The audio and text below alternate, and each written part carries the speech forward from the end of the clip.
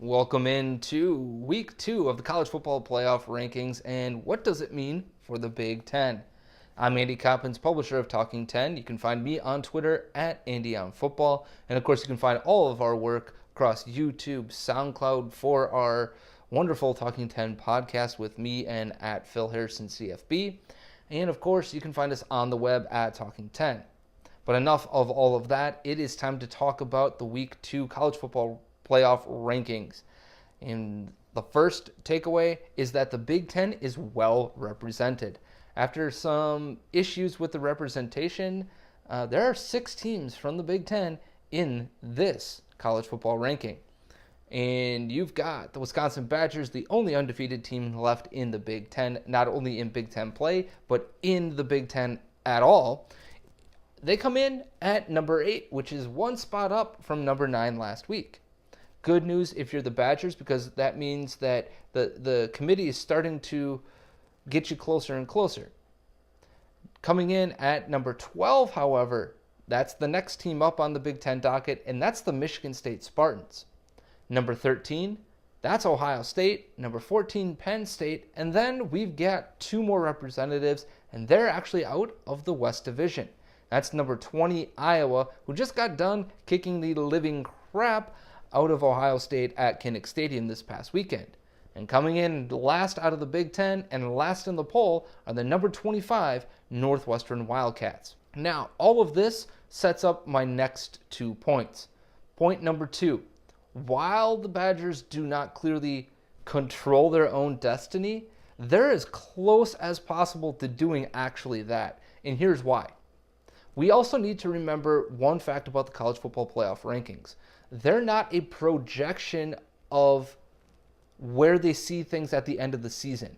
This is a snapshot of how things have played out to date in the college football world. And I think it's the right way to go because they're going based off of if the season ends today. Well, luckily for the Wisconsin Badgers, their season doesn't end today because if it did, they'd only have 1 win over a top 25 team, and that would be the Northwestern Wildcats. And even that win's a little shaky considering the fact that Northwestern is squeaking in to the rankings. However, this weekend looms large for the Wisconsin Badgers, and here's why. Not only do they match up with another top 25 team in the number 20 Iowa Hawkeyes, but get that win, you've got a feather in your cap, if you will. But it's not just that. It's the fact that you've got Notre Dame, Miami. You've got 3 versus number 7. You also have number 5 versus number 6. Yes, TCU, Oklahoma meet up. Now, if Notre Dame wins, and if whoever wins that TCU, Oklahoma game, the loser of that game, and if it's Miami losing to Notre Dame, suddenly the Badgers are sitting right on the cusp of a college football playoff berth.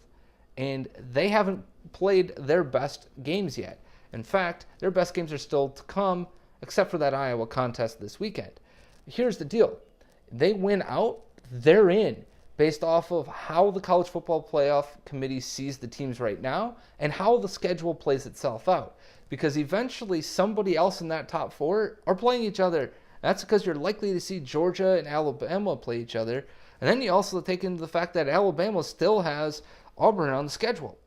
Now, if Auburn wins out against Alabama, well, guess what?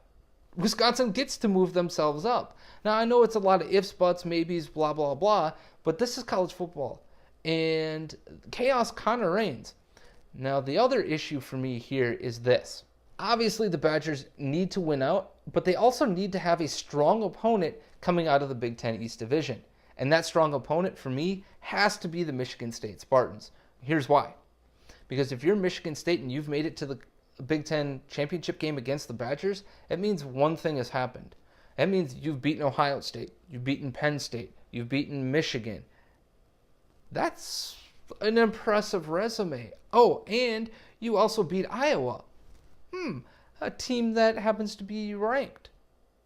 So, when I take a look at that, you take a look at how the Big Ten can get its champion into the college football playoff without all the chaos happening. It's very simple. You give the champion their best possible resume.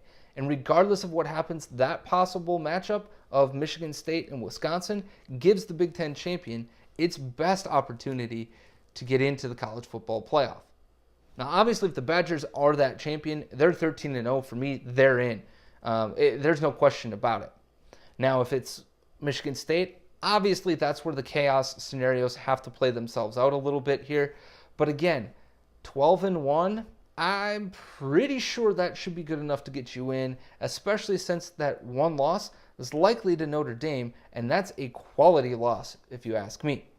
So we'll see exactly how this all plays itself out. But again, please remind yourself and remind others that when you're debating what's going on, you need to debate what's happening today. Or are you debating how the College Football Playoff Committee projects these things to happen? Because you don't know that. They're literally wiping the slate clean each and every week, coming up with their rankings based off of the information in front of them that week. And if you're in week 13 and the Wisconsin Badgers are sitting 13-0, I highly doubt they're getting out of the college football playoff. Then again, I have been wrong before, and you're likely to tell me so. So please do so if you like in the little comment section below. Thumbs it up or thumbs it down if you don't like this video. That's cool too. We love to see your feedback all the way around.